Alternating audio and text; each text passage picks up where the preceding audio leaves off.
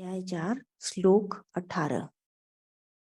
कर्मण्य कर्म यः पश्येद कर्मणि च कर्म यः स बुद्धिमान मनुष्येषु सयुक्तः कृष्ण कर्म कृत।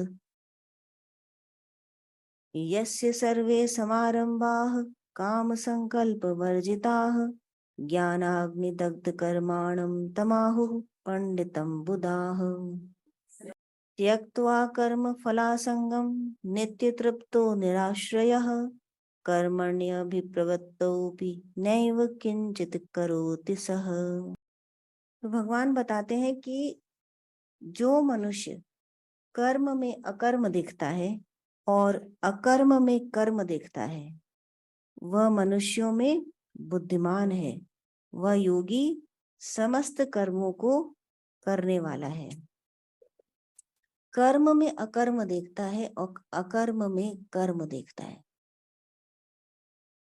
ये समझने वाला विषय है कि भगवान यहाँ क्या कह रहे हैं। तो इसके पहले हम पढ़ करके आए हैं कि अकर्म क्या है। इसके पहले भगवान ने बताया ना, कर्मण्योदपि बौद्धव्यम बौद्धव्यम च विकर्मणः अकर्मण्यस्य बौद्धव्यम गहना कर्मणो गति। कि हमें कर्म को जानना चाहिए, विकर्म को जानना चाहिए और अकर्म को भी जानना चाहिए, क्योंकि कर्मों की गति अत्यंत गहन है। तो इन तीन विभागों को हमें अच्छी तरह समझना चाहिए। तो इसमें जो अकर्म आया था, कि सभी कर्मों का जब त्याग कर दिया गया, अकर्ता भाव में स्थिति आ गई और उसके बाद जब कर्म किया जाता है तो वह अकर्म है, क्योंकि उसका फल नहीं लगता करने वाले को। अब ये तो हो गई अकर्म की डेफिनेशन। क्योंकि फल हमें क्यों नहीं चाहिए कि यदि हमें इस भव सागर से पार जाना है तो हम फल चाहेंगे तो बीज बनते रहेंगे, पुनः पुनः स्थापना होती रहेगी, बार बार बार बार इसी मनुष्य जन्म में हमें घूमते रहना पड़ेगा। और यदि हम अच्छे कर्म कर रहे हैं तो मनुष्य जन्म में, यदि हमने कुछ गलत कर्म कर दिए तो पशु योनि भी प्राप्त हो सकती है। तो इस कर्म बंधन से मुक्ति नहीं मिलेगी। कब तक नहीं मिलेगी? जब तक कि सभी कर्मों के बीच दग्ध ना हो जाए, जब तक कि हम सभी कर्मों से परे न उतर जाए। तो इसलिए अकर्म पर आना आवश्यक है। लेकिन अकर्म की डेफिनेशन तो हमने जान ली कि ठीक है, फलों का त्याग करना है, कर्ता भाव से हमें मुक्त हो जाना है, पर ऐसा कैसे कर सकते हैं और ऐसा करने से क्या होता है? अभी इसी विषय को और गहन लेकर के जा रहे हैं भगवान, कि जो कर्म में अकर्म देखता है और अकर्म में कर्म देखता है वह योगी है। ऐसे करने वाला वह योगी। कर्म में अकर्म देखना, पहली बात। कैसे? अब कर्म को समझिए कि कर्म क्या है। तो भगवान ने बताया कि यज्ञार्थ, यज्ञ के लिए जो कर्म किए जाते हैं उन कर्मों को छोड़ करके लोक, बाकी के सभी कर्म जो हैं, अन्यत्र कर्म जो हैं, वो लोक में बंधन को प्राप्त कराते हैं। केवल यज्ञ के लिए जो करे जाते हैं कर्म वही मुक्त कराते हैं, और उसी को कर्म कहा। यज्ञ के लिए क्या कर्म किए जाते हैं? आराधना। केवल आराधना ही एक ऐसा कर्म है, भगवत आराधना, जो हमें मुक्त कराता है, और उसी को भगवत गीता में कर्म माना गया है कि एक्चुअल कर्म वही है। कर्म का प्रयोग अलग अलग जगह भगवान ने अलग अलग संदर्भों में किया है, लेकिन जहां उन्होंने बताया कि कर्म क्या है तो उन्होंने यही बताया कि केवल यज्ञ की प्रक्रिया से किया गया कर्म ही कर्म है। अन्य जो कुछ क्रिया है वह लोक के बंधन में बांध रही है। कि हम दिन भर जो भी करते हैं, हम खाते पीते उठते बैठते चलते फिरते जो भी कुछ कर रहे हैं, पढ़ रहे हैं, पढ़ा रहे हैं, सेवा कर रहे हैं, अपना काम कर रहे हैं, किसी किसी दूसरे का काम कर रहे हैं, व्यापार कर रहे हैं, धनार्जन कर रहे हैं, सब कुछ क्या है? वह कर्म का बंधन है, लोग के साथ हमें बांध रहा है। आप अच्छा काम कर रहे हैं तो अच्छे अच्छे फल मिल रहे हैं, स्वर्गिक सुख मिल रहा है, लेकिन वो भी बंधन, रेशम की डोरी का बंधन है, लेकिन बंधन तो वो भी है।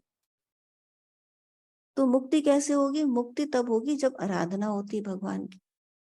और वो कब होगी? अब यहाँ पे ये समझिए, जब आपने कर्म जान लिया कि कर्म क्या है, तो ये जब कर्म कहा जाए तो इसका अर्थ है पवित्र कर्म जो दिव्य दिव्य, जैसे भगवान ने कहा कि मेरे जन्म और कर्म दिव्य हैं, अभी पढ़ के आए ना, भगवान ने कहा कि मेरे जन्म और कर्म दिव्य हैं। तो भगवान भगवान भगवान कृष्ण कह रहे हैं कि मेरा जन्म और कर्म दिव्य है। तो उनका कर्म, दिव्य कर्म क्या है? भगवत आराधना। भगवत आराधना करते हुए वो भगवान में ही स्थापित है। अब जब भगवत आराधना ही हो रही है, भगवान ही बन गए, तो आराधना का भी अभिप्राय नहीं रह गया। तो वहां पर अकर्म में कर्म दिखता है, ये दूसरी बात आ गई। अभी पहली बात क्या है कि कर्म में अकर्म दिख रहा है। तो जो योगी है वह, साधारण व्यक्ति किस तरह कर्म करता है कि उसने कुछ किया। मान लीजिए आप गए, आपने पाठशाला में बच्चों को पढ़ाया, तो ये एक सेवा कार्य हुआ। यदि आप पैसे नहीं ले रहे उसके बदले, तो ये सेवा कार्य हुआ। तो अब आपको क्या लगा कि मैंने जा करके सेवा की, मन में खुशी हुई। लेकिन तब आप योगी नहीं है, तब आप अच्छा काम कर रहे हैं। तो एक योगी क्या है? वो कुछ भी कर रहा है, लेकिन उसके अंदर क्या हो रहा है, वो ये जान रहा है कि वो नहीं कर रहा, वो कर रहा है। तो कर्म करता हुआ वह अकर्म में स्थिति है उसकी, वह जान रहा है कि वो नहीं कर रहा, तो अकर्ता भाव में स्थिति आती है। और अब जब वह अकर्ता भाव में स्थिति आ गई, सभी फलों का भी त्याग करके बैठा है, कर्ता भाव से भी मुक्त होकर के बैठा है। और उस स्थिति में जब वो कर्म कर रहा है, तो नहीं कर्म कर रहा है, क्योंकि वो कर्ता भाव से अयुक्त है, इसलिए अकर्म है। और तब वो कर्म को होते हुए देखता है। अकर्म में जब स्थिति आ जाती है, तब वो कर्म, कर्म कौन सा था? आराधना। तो तब वह देखता है कि कर्म हो रहा है, कर नहीं रहा है, हो रहा है। जब योगी अकर्ता भाव में स्थित है, तब वो क्या देख रहा है कि कर्म हो रहा है। अब यहाँ दो अभिप्राय हो सकते हैं। एक तो कर्म हो रहा है का अर्थ है कि जो भगवत आराधना है, अकर्ता भाव से सभी जगत के कार्य कर रहा है योगी, निर्लिप्त, निर्द्वंद, निरहंकार। और तब जो आराधना है उसके अंतर में अपने आप चल रही है, साधना अपने आप चल रही है। वही दिव्य साधना, जो दिव्य कर्म है भगवान का, वो प्राण का संतुलन, प्राणवायु का संतुलन, समत्व पे स्थापना, भगवत नाम अपने आप चल रहा है अंदर। तो वो देख रहा है कर्म में स्थिति आकर के कि कर्म हो रहा है, ये आंतरिक। और जो बाह्य जो कुछ हो रहा है प्रकृति में, वो इस बात को भी गहराई से देखता है कि प्रकृति क्रियमाणानि गुणे कर्माणि सर्वशः, कि प्रकृति में जो गुण है, त्रिगुणमय प्रकृति अपने आप काम कर रही है, तुम्हारे करने से कुछ नहीं हो रहा है।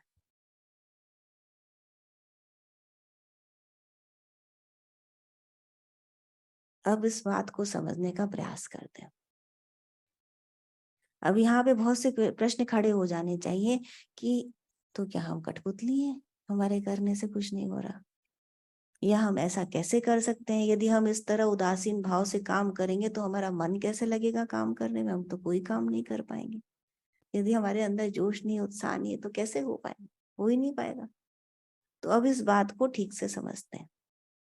तो कुछ उदाहरण हम देखें इसके लिए। पहले एक कथा आती है केनोपनिषद में। केनोपनिषद में एक कथा है कि देवताओं और असुरों के बीच युद्ध हुआ और देवता जीत गए।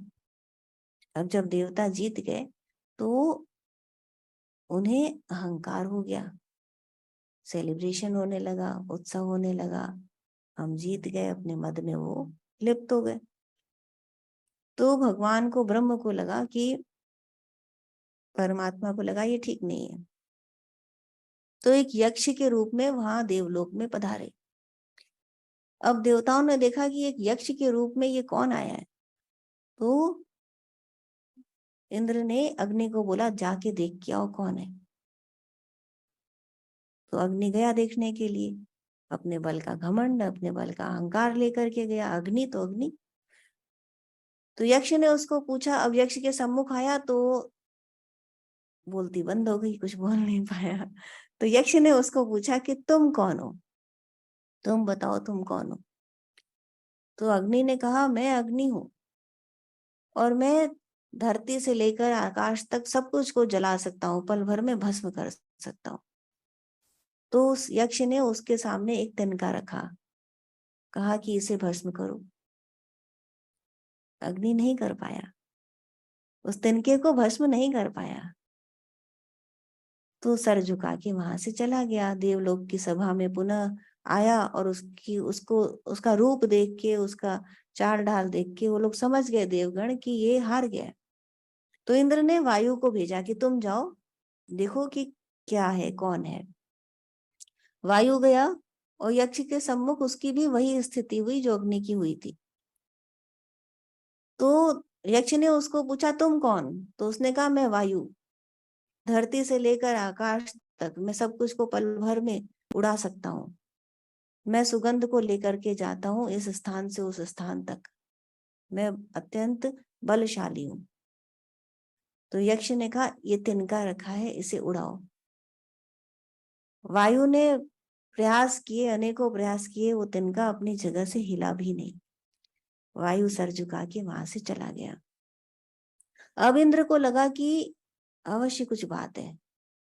तो देवलोक के राजा होते ना इंद्र, वो गए देखने के लिए। वो गए तो यक्ष अंतर ध्यान हो गया।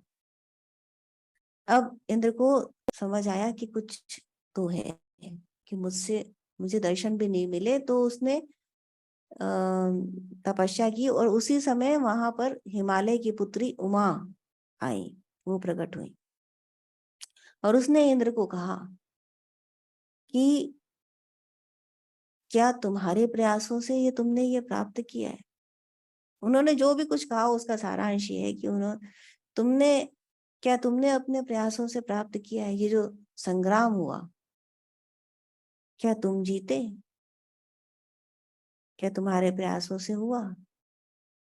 समझने वाली बात यह, उमा ने उन्हें यह समझाया कि यह आत्मा ही परमात्मा है और जो परमात्मा है वही सब कुछ कर रहा है। तो हमको लगता है कि हमारे प्रयासों से हो रहा है,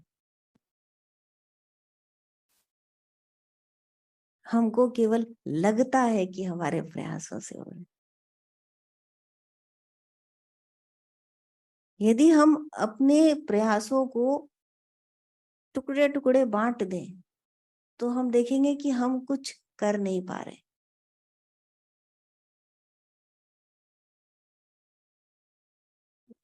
जैसे एक कहावत है कि एक गाड़ी खड़ी थी, जो बैलगाड़ी होती है ना, उसके नीचे एक श्वान ने प्रवेश किया और श्वान वहां पर कुछ देर तक रहा। थोड़ी देर में उसको ये अभिमान हो गया कि ये गाड़ी को मैं उठा रखा हूं अपने सिर पे। अब वो चलने लगा, उसी समय गाड़ी चलने लगी, तो उसको लगा मैं ही गाड़ी को चला रहा हूँ। तो बस यही हालत है। आपको लगता है या हमको किसी को भी कि हमने किया, हम अपने घर से यहाँ तक आए, हमने पढ़ा। आप घर से यहाँ तक आ ही नहीं सकते थे यदि धरती आपका साथ नहीं देती, यदि आकाश आपका साथ नहीं देता, यदि वायु आपका साथ नहीं देती, यदि अग्नि तेज आपका साथ नहीं देता, यदि वो परमात्मा जो बैठा है सभी वस्तुओं में, यदि वो उस तरह काम नहीं करता तो आप यहाँ तक ही नहीं पहुंच सकते थे। पढ़ना तो बहुत दूर की बात है। आपके सामने कभी वो गीता की पुस्तक नहीं आती, आपके सामने कभी ये बातें नहीं होती, ये ज्ञान आप सुन नहीं सकते थे यदि उसकी आज्ञा न होती।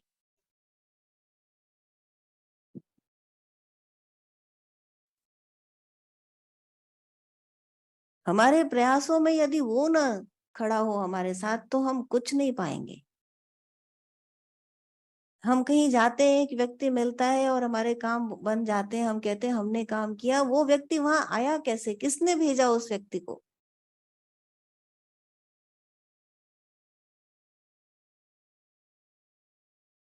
आप जाते हैं, आपको टिकट मिल जाती है और आप फ्लाइट में चले जाते हैं या ट्रेन में ट्रेवल कर लेते हैं। किसने भेजा उस टिकट को, आपको मिली कैसे। आपके पीछे जो आदमी आया उसे नहीं मिली। और ये तो बहुत मोटी बातें हैं, इससे महीन जाएंगे तो आप देखेंगे कि आप सांस भी नहीं ले सकते, अगली सांस भी आपके हाथ में नहीं है, अगली धड़कन भी आपके हाथ में नहीं है। डॉक्टर भी हार मान जाते हैं। कोरोना पीरियड था ना, एक बात जो तभी जबान में कुछ लोगों ने मुझसे बोली पर मैंने कभी नहीं कही, क्योंकि अगेन वही कि कर्ता भाव नहीं आना चाहिए। पर अभी हम कर्तापने से उठ के बात कर रहे हैं, अकर्ता भाव में स्थिति की बात कर रहे हैं ना। तो इतने लोगों की मृत्यु हुई कोरोना पीरियड में, आत्मज्ञान ध्यान साधना के शेल्टर में जो था, सबके ऊपर भगवान की छत्र छाया थी। कोरोना किसी को भी ले जा सकता था,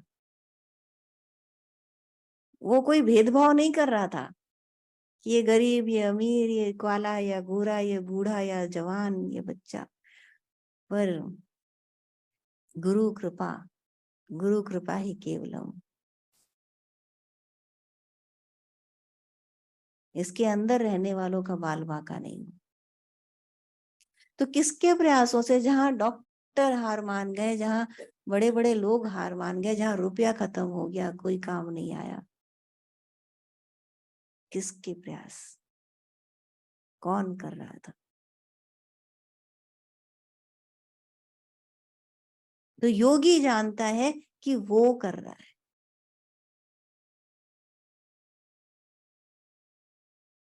तो जब वह कर्म करता है, उसके अंदर अकर्म की स्थिति होती है। वो सारे काम करता है, लेकिन अंदर से वो जानता है कि फलों का त्याग करके उसकी स्थिति होती है। यस्य सर्वे समारंभा काम संकल्प वर्जिताः ज्ञानाग्नि दग्ध कर्माणम तमाहु पंडितम बुधाः। पंडित उसी को कहते हैं, शास्त्रों को पढ़ने वाले को पंडित नहीं कहते कि बड़ी बड़ी आपने किताबें पढ़ ली, आप संस्कृत के विद्वान हैं, व्याकरण आपको आता है, तो आप पंडित नहीं हो गए। पंडित किसे कहते हैं? जिसने सभी कर्मों का, कामना और संकल्प का त्याग कर दिया है, और उसके ज्ञान में, उसकी ज्ञान रूपी अग्नि से उसके समस्त कर्म दग्ध हो गए हैं, उसे कहते हैं पंडित। अब दूसरी बात कि अकर्म में कर्म, कि जब योगी इस भाव में स्थित है, अकर्ता भाव में स्थित है और कुछ नहीं कर रहा है, तब वह देख रहा है कि कर्म हो रहा है। त्यक्त्वा कर्म फलासंगम नित्य तृप्तो निराश्रयः कर्मण्यभिप्रवृत्तो अपि नैव किंचित करोति यः सः। वो कर्म कर रहा है, सभी कर्म कर रहा है, लेकिन संसार के आश्रय से रहित हो गया है और परमात्मा में नित्य तृप्त है, उसकी आत्मा संतृप्त है अच्छी तरह से। और तब वह जान रहा है कि किस प्रकार सभी कर्म हो रहे हैं, उसे कुछ आसक्ति नहीं है, किसी कर्म के प्रति उसकी चाहत नहीं। ये चाहत ही हमें थकाती है, ये चाहत ही हमें बांधती है। क्यों बांधती है? कि जब हम किसी, कोई सामने हमारा कर्म होता है, तो या हमको वो पसंद होता है करना, और या हमें वो करना ना पसंद होता है। पसंद होता है तो हम बड़े शौक से करते हैं, और हम उससे ये रिजल्ट भी चाहते हैं कि ऐसा करके हमें अच्छा लगेगा। मान लीजिए कि सामने एक कर्म है, अभी सामने उदाहरण है 15 अगस्त का, तो आप लोग ज्यादा आइडेंटिफाई कर सकोगे। तो आपको शौक से आप करने जा रहे हो, और आपके अंदर एक आशा है कि वो करके अच्छा लगेगा। मान लीजिए वहां कोई ऐसी घटना हो जाती है कि नहीं अच्छा होता, तो आप दुखी हो जाएंगे। बच्चों को आप तैयारी करा रहे हैं, वो ठीक से नहीं कर पाए, मान लीजिए बारिश हो गई, मान लीजिए धूप पड़ गई, आधे बच्चे एब्सेंट हो गए, नहीं आए, आप गा रहे हैं, आपका बीच में स्वर टूट गया, एनीथिंग कैन हैपन, माइक नहीं चला, तो आप दुखी हो जाएंगे। पर यदि आप अतृप्त निराश्रित भाव से कर रहे हैं, आपको उससे कोई उससे कोई फल की आकांक्षा नहीं है, केवल कर्म के लिए कर रहे हैं, तो आपके अंदर उतना ही जोश रहेगा, उतनी ही खुशी से रहेंगे, और हुआ तो भी बहुत अच्छा और नहीं अच्छा हुआ तो भी बहुत अच्छा। पर ये कहना आसान है और इसको करना थोड़ा मुश्किल है, इस बात को करना थोड़ा मुश्किल है। तो देखिए विवेकानंद का एक लेक्चर लाई हूं मैं आपके लिए।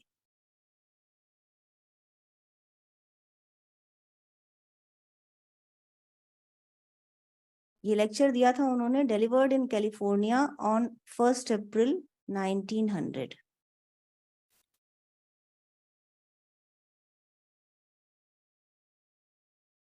समहाउ मैंने ये बुक खोली और इसी श्लोक के ऊपर ये लेक्चर था। तो श्लोक क्या है हमारा? He who finds in the midst of intense activity the greatest rest, and in the midst of the greatest rest, intense activity, he has become a yogi. भगवान श्री कृष्ण का ये जो श्लोक है, इसी श्लोक के ऊपर उन्होंने कहा है, He alone is a real worker, none else. We do a little work and break ourselves. Why? We become attached to that work. If we do not become attached side by side with it, we have infinite rest. फिर से देखते हैं इसको थोड़ा सा आगे से। So Vivekananda कह रहे हैं, Do you know why so little good work is done? My lady goes to the slums. She gives a few dimes and says, My poor men, take that and be happy. Or my fine woman walking through the street sees a poor fellow and throws him 5 cents. Think of the blasphemy of it. It is blasphemy to think that you can help anyone. First, root out this idea of helping and then go to worship. God's children are your master's children, and children are but different forms of the Father. You are his servant. तो servant help नहीं करता, वो अपना काम कर रहा होता है। Serve the living God. God comes to you in the blind, in the halt, in the poor, in the weak, in the diabolical. What a glorious chance for you to worship. The moment you think you are helping, you undo the whole thing and degrade yourself. Knowing this work, what follows, you say, you do not get that heartbreak, that awful misery. Then work is no more slavery. It becomes a play and joy itself. Work, be unattached. That is the whole secret. If you get attached, you become miserable. With everything we do in life, we identify ourselves. Here is a man who says harsh words to me. I feel anger coming on me in a few seconds. Anger and I are one. है ना? होता है ना ये?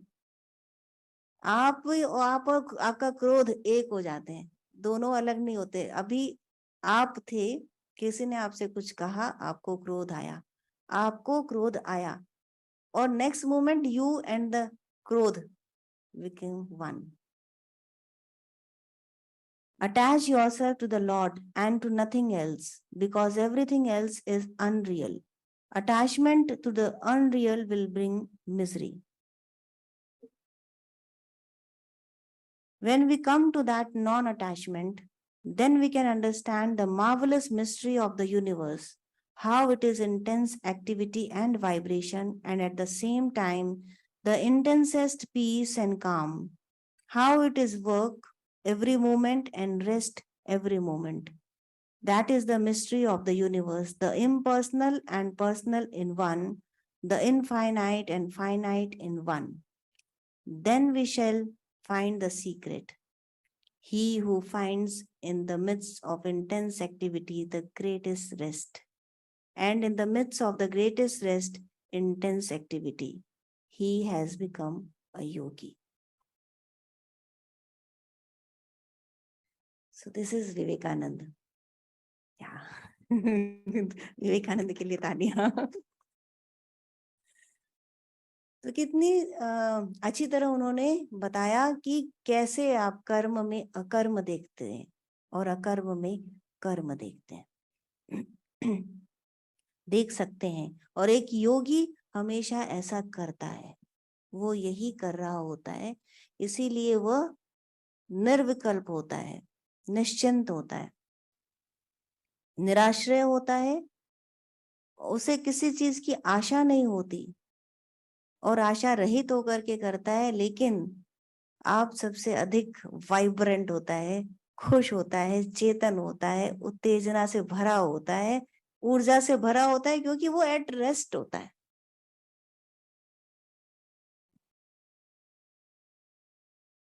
कर्म में लिप्त होने से व्यक्ति अपनी ऊर्जा को क्षीण कर रहा होता है हर वक्त। क्यों? क्योंकि ब्लड प्रेशर हाई होता है, ऊपर नीचे सांसें होती हैं, इमोशंस उठते हैं, और क्या होता है उसमें, आप फंसते चले जाते हैं। तो इमोशनल फूल होना अच्छी बात नहीं, सम पर रहना अच्छी बात। कौन रहता है सम पर? जो योगी होता है वह सम पर होता है, क्योंकि वो उतना ही वस्तुओं से परे होता है, परिस्थितियों से परे होता है, लेकिन उदासीन रहते हुए भी करुणा में होता है। उसके अंदर जितनी करुणा होती है उतनी किसी के अंदर नहीं हो सकती, क्योंकि लोगों के अंदर जो दया होती है, करुणा नहीं होती। करुणा इज अ बिग वर्ड। लोगों के अंदर जो होती है, साधारण लोगों के अंदर किसी को देख के दया आ जाती है उन्हें। तो जो दया है वह सीमित होती है, किसी को देख के आई। और अपने परिवार वालों के लिए मोह होता है, वहां न दया होती है न करुणा, मोह होता है। मित्रों से, परिवार से, जानने वाले से मोह होता है, और किसी अदर व्यक्ति को देख के दया आ सकती है यदि कोई व्यक्ति अच्छा मनुष्य है तो। पर जो संत की करुणा है, इज फॉर एवरीवन। जो दिख रहा है उसके लिए भी, जो नहीं दिख रहा है उसके लिए भी। तो वो तटस्थ है, उदासीन है, पर करुणा में है। जैसे काम कर रहा है लेकिन अकर्म में स्थित है, ठीक इसी तरह। भज गोविंदम याद है? योग रतो वा भोग रतो वा संग रतो वा संग विहीन, यस्य ब्रह्मणि रमते चित्तम नंदति नंदति नंदति एव। भज गोविंदम भज गोविंदम भज गोविंदम मूढ़मते, संप्राप्ते सन्निते काले नहीं नहीं रक्षति डुक्रुन्न करणे। योग रतो वा भोग रतो वा संग रतो वा संग विहीन। वो योग कर रहा हो या भोग कर रहा हो। अब योग की पराकाष्ठा देखिए, भगवान कृष्ण को देखिए, योगेश्वर भगवान कृष्ण। लेकिन उन्हीं को कितना वो भी दिखाया कि द्वारिकाधीश थे, उनकी कितनी सहस्त्रों उनकी रानियां थी, वंश वृद्धि हुई उनकी, और उन्होंने संपूर्ण द्वारिका की रचना की, गोपियों के संग रास लीला होती थी। पर योगेश्वर थे। योग रतो वा भोग रतो वा संग रतो वा संग विहीन। वो पूरे समाज के संग बैठा है योगी, सब तरफ समाज लगा हुआ है, जुड़ाव हो रहा है, कुछ भी कर रहा है, या अकेले किसी पहाड़ की कंदरा में बैठा है, गुफा में। It's one and the same for him. उसके लिए कुछ अलग नहीं है। ये पराकाष्ठा है योग की। तो अद्भुत, इमेजिन करके देखिए कि कैसा अद्भुत दृश्य है कि वो कुछ भी कर रहा है, वो योग कर रहा है, ध्यान में निष्ठ है, एकांत में बैठा हुआ, या लोगों की भीड़ में किसी भोग के कार्य में है। योग रतो वा भोग रतो वा संग रतो वा संग विहीन, यस्य ब्रह्मणि रमते चित्तम। उसका चित्त कहाँ रमण कर रहा है? ब्रह्म में। और ब्रह्म क्या है? निश्चल, निस्पंदन, अकर्ता। तो कर्म में अकर्म, 10 इंद्रियां काम कर रही हैं, संपूर्ण ज्ञानेंद्रियां, संपूर्ण कर्मेंद्रियां काम कर रही हैं, लेकिन जो चित्त है वो ब्रह्ममय है। ये योग है। यस्य ब्रह्मणि रमते चित्तम नंदति नंदति नंदती, वो आनंद में है। क्यों आनंद में है? क्योंकि ब्रह्म आनंद स्वरूप है। ब्रह्म स्वयं आनंद स्वरूप है, इसलिए आनंद में। जैसे भी थर्सडे को मैंने बताया था कि ज्ञान स्वरूप है ब्रह्म, आनंद आनंद स्वरूप है ब्रह्म। तो उसका जो चित्त है वह ब्रह्म में रमण कर रहा है, तो नंदति नंदति नंदती है, वो सदैव आनंद में। और उसका आनंद स्प्रिंकल होता है, जैसे कप को भरते जाइए भरते जाइए भरते जाइए तो वो गिरेगी नीचे, छलकेगा। अब कप के अंदर यदि विष भरा है तो विष छलकेगा, अमृत भरा है तो अमृत छलकेगा। तो उसके अंदर इतना आनंद भरा है कि वो आनंद फैलता है, तो दूसरों में भी व्याप्त होता है, दिखाई देता है कि वो कितने आनंद में, कितने उल्लास में है। पर उसको देखने के लिए भी दृष्टि चाहिए होती, सबको नहीं दिखाई देता। दिखाई देता है पर सबको नहीं दिखाई देता। जो उस आनंद को, उस दृष्टि को देख पाता है, जिसके अंदर दृष्टि होती। जैसे भगवान थे युद्ध क्षेत्र में, सबको तो नहीं पता था कि ये कृष्ण है, ये भगवान है। जिसको दिव्य दृष्टि मिली वही जान पाता था। विदुर को पता था कि ये भगवान है, सबको तो नहीं पता था। दुर्योधन को नहीं पता था, दुशासन को नहीं पता था, अनेकों अनेक लोगों को नहीं पता था। तो साथ रहे, खेले पड़े पले बड़े हुए, लेकिन उनको नहीं मालूम था कि ये भगवान है।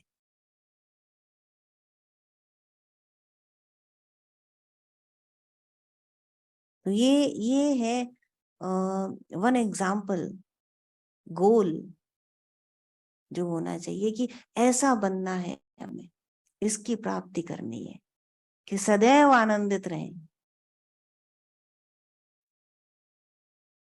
एक सेमिनार हुआ था एक बार हैप्पीनेस को लेकर के। साइकोलॉजी की एक ब्रांच आई है, पॉजिटिव साइकोलॉजी की, हैप्पीनेस, उसका सेमिनार था। तो उसमें यही बात सिद्ध थी कि every soul is working for happiness, कि कहीं ना कहीं सभी लोग सुख प्राप्ति के लिए प्रयास कर रहे हैं, और वो प्रयास कभी पूर्ण नहीं होता,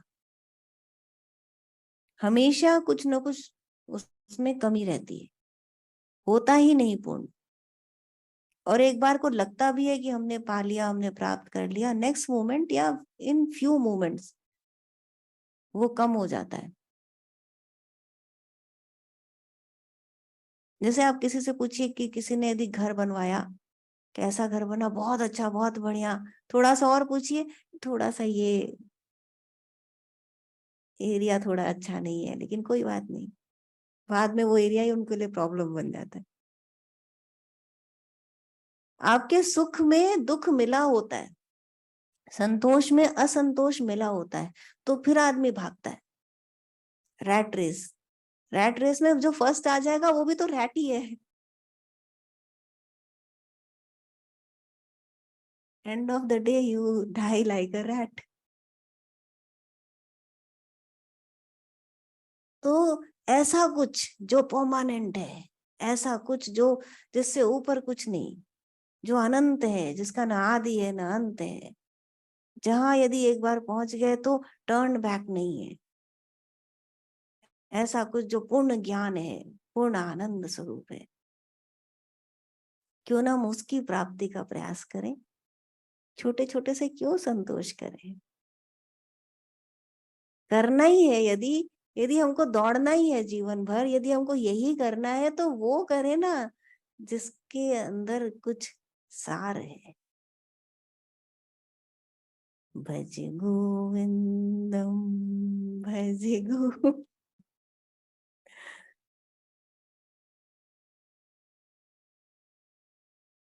पाठ, यदि हम सब काम छोड़ के केवल भज गोविंदम करेंगे तब भी हम उसको नहीं पाएंगे। तो यही भगवान ने बताया कि कर्म करो तुम, देखिए ये तो एक उच्च स्थिति की बात है कि ये जो योग में स्थित है उसकी बात है कि उसके संग ऐसा हो रहा है कि वो कर्म करता हुआ अकर्म में स्थित है और अकर्म कर रहा है तो अंदर कर्म को होते हुए देख रहा है, यज्ञ को होते हुए देख रहा है। पर अब हमारे लिए क्या है, जो साधारण लोग हैं उनके लिए क्या है, वो क्या करें? तो भगवान कहते हैं कि तुम कर्म करो, जो तुम्हारे सामने कर्म है उसको तुम अपनी पूरी निष्ठा के साथ करो, पर कर्म के लिए कर्म करो। उसे ये समझ के मत करो कि तुम किसी की सेवा कर रहे हो या तुम्हारे प्रयासों से कुछ हो रहा है। ये बात तुम्हें जाननी चाहिए कि कर कौन रहा है, हु इज द डूअर। तो किसी तरह के बेहोशी में काम मत करो, तुम्हें अहंकार नहीं होगा यदि तुम हर वक्त इस बात को जानोगे कि मैं करता नहीं, कि वो कर रहा है, कि मैंने हाथ उठाया तो वो मुझे हाथ उठाने दे रहा है, मेरे हाथ उठाने में सहयोग कर रहा है, इसलिए मेरा हाथ उठ पा रहा है। यदि ये बात तुम जानोगे तो तुम्हें ये अहंकार नहीं होगा कि तुम किसी की मदद कर रहे हो। तुम अपनी मदद नहीं कर सकते, दूसरे की मदद क्या करोगे?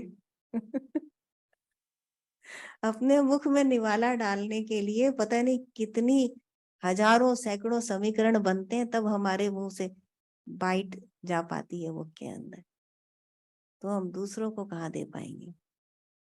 तो सेवा कार्य समझ करके करना चाहिए कि उसकी सेवा कर रहे हैं।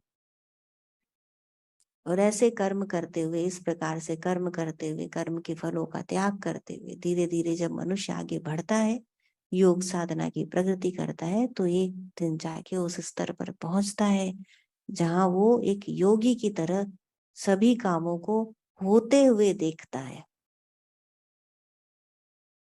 प्रकृति को चलते हुए देखता है, और तब वो उससे बंधता नहीं है।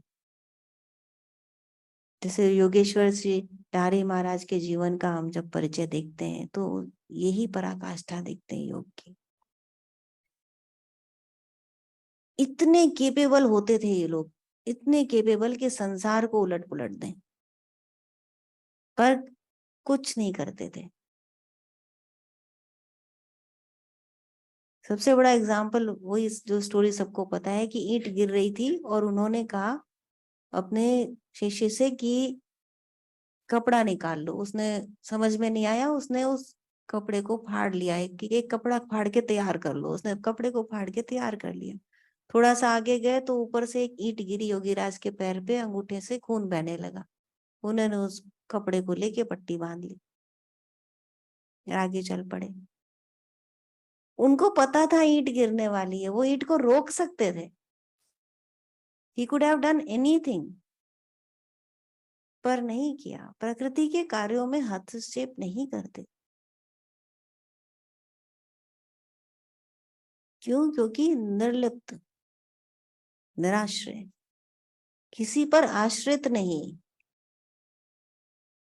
इस शरीर भाव से भी परे। क्या कर रहे हैं? केवल कर्म कर रहे हैं निर्लिप्त भाव से। तो उनकी कॉपी करने का प्रयास नहीं करना है। हमारे पैर पे ईंट गिरे तो हम चिल्लाने लग जाएंगे। वो केवल देखने के लिए, सीखने के लिए कि ये एग्जाम्पल सेट है हमारे तरफ कि अब हमको क्या करना है स्टेप बाय स्टेप, ये भी बताया है भगवान ने।